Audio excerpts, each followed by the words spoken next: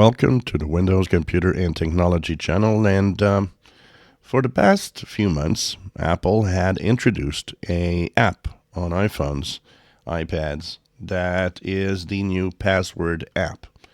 And the idea behind this is to have its own app that would replace things like 1Pass or Bitwarden, stuff like that. So the biggest problem is that it was unsecure. It's been unsecure since the beginning.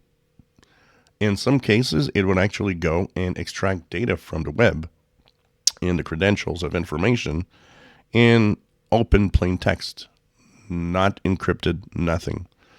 Now, it couldn't get the passwords, things like that. But because of the way it was, what happened is if you use your iPhones, iPads on a public network, well, somebody could be there, could have used the fact that it's just out in the open.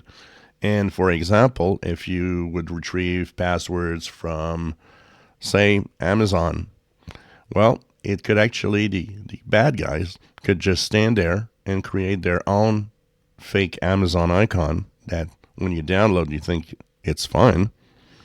And when you would click on it to enter your passwords, for example, well, you'd be just entering the password in a hacker's website rather than on Amazon itself. So this would be with any website that you want to have your passwords stored in the passwords app. So that was kind of a really, really bad thing. It was not dangerous per se if you were using your phone always on your data connections, because that's a private connection.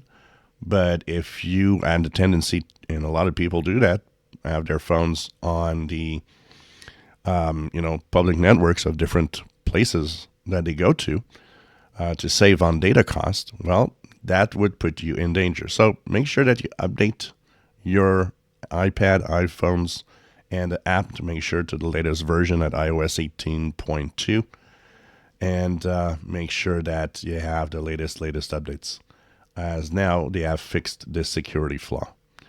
If you enjoy my videos, please subscribe, give us thumbs up. Thank you for watching.